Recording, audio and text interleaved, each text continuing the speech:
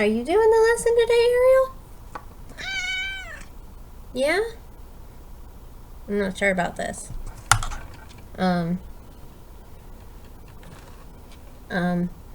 Ariel? I know it's yarn and it's your favorite lesson that we're doing, but I don't know that you're not, okay. Whew, sorry about that. So anyways, we're gonna do Ariel's favorite lesson today because it deals with yarn.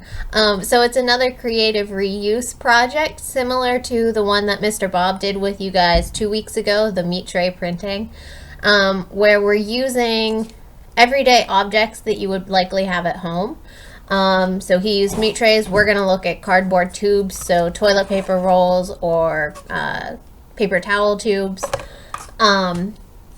to do a couple of different projects. So our step-by-step project this week is going to be for weaving. That's why we've got our yarn today. But other projects that you could do, I posted a couple other examples at the end that don't have instructions but are pretty straightforward on how to do them, and have photos that have all of the materials that I used.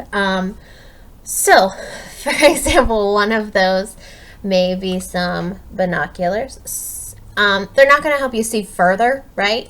But when you're out, if you're out with family looking for those teddy bears, or if you're participating in the Hoyt's window gallery project where we're sharing artwork in our windows and seeing what other people are making as well, those may help you to hone in to see what you can find. Other ones use different markers or pencils and some clothespins to hold them in place onto a tube, so that you could draw with multiple markers or pencils at once to make a drawing. Another use would be another printmaking activity. So if you have some of those foamy stickers at home, you could make a much bigger stamp that would roll when you print it. So those are just a few examples just to show you that there are so many things that you could make with supplies at home that aren't necessarily art supplies. Alright, so let's get started. So for this one, we need, obviously, a cardboard tube, and then we're going to use some popsicle sticks. I'm using only 4 for this, but if you want to experiment with using more, that's fine too. You'll just have to make sure that they're spread out, because what we are making is a small loom project, basically. So it's similar to like finger knitting, if anyone's ever done that. In that we are just going to use the cardboard tube as the form to work around. So with our popsicle sticks, we want them to be evenly spaced around. So we want them to stick up just a little bit, not a lot. See, mine only sticks up a teeny tiny bit from the top. And we're just going to use some masking tape to hold those in place. Again, if you don't have masking tape, you could use other tapes. If you were okay with having them permanently stuck on there and not use them for other projects, you could hot glue them to it. So it's based on what you have. So I'm going to just put my first one on here. Okay, so now I want this one to be exactly on the opposite side. So I'm going to just try to line it up and put a little piece of tape there. So I need one on either side then in between those. So there's one, and straight across is 2. Okay, so I'm going to put a little bit extra tape going around because I really don't want these to shift and move while I am weaving. Alright, pretty close. If they're not exact, it'll still turn out okay. But there's my one extra piece just going around. Okay, so then I need some string of some sort. I have some yarn that I had left over from other projects. If you have like, let's see, embroidery floss, right? Sometimes you would have things like that from other project kits or friendship bracelets. typically use that sort of string, but see what you've got. So then, to weave, the beginning is the hardest part. Bear with me. Explaining it in details with words sometimes gets a little bit confusing because I'm looking at it from one direction and you're seeing it from the other, but we'll try our best here. So you're going to put your string end through your tube, okay? And you want to leave a tail on it because we want something that if the end we can tie it off to. Okay, so we want to go on the far side. So if I'm working around this way, right, counterclockwise for you guys, then I want to put my yarn on one side and loop it around. So I want it on the side, if I'm going from this one to this one, I want it on the side closest to the one I'm doing next to start. So I'm going to loop it around, and then when I go to the next one, rather than going on the outside, I'm going on the inside and looping it around, and the far side and the far side. So you guys see what I mean by that, I'm hoping. If you mess that part up to start, pull it off, restart it. You can do it. It should look like this, because then we're going to start weaving on the outside, and that's the easier part. Okay, so once you have that, I'm going to shift this camera down just a little bit so that you guys can see better that weaving process. So I'm going to go around a couple times and do that. So I will explain first here.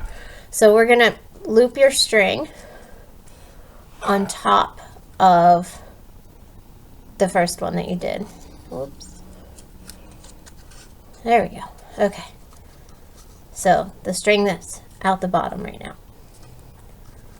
So loop that on top, and then you're going to take your string that's on the bottom and pull it over. Okay, I've screwed all of this up. Start over.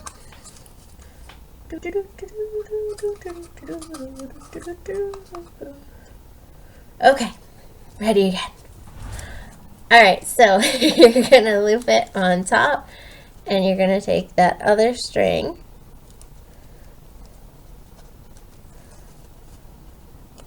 over.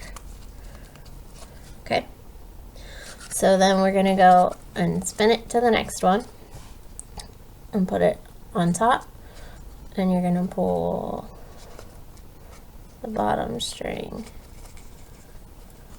over.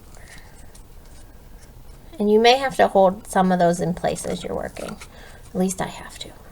Alright, so next one.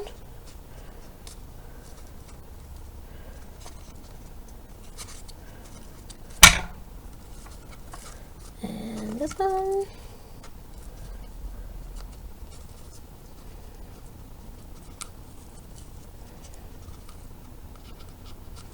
I want to make sure my new pink string is on the top.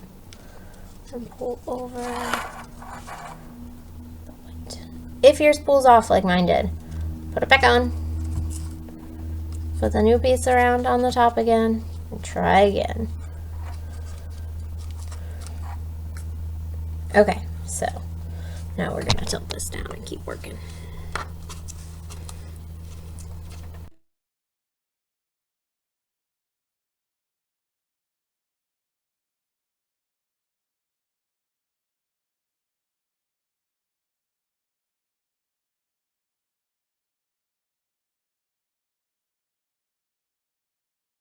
Have this one done a little bit further.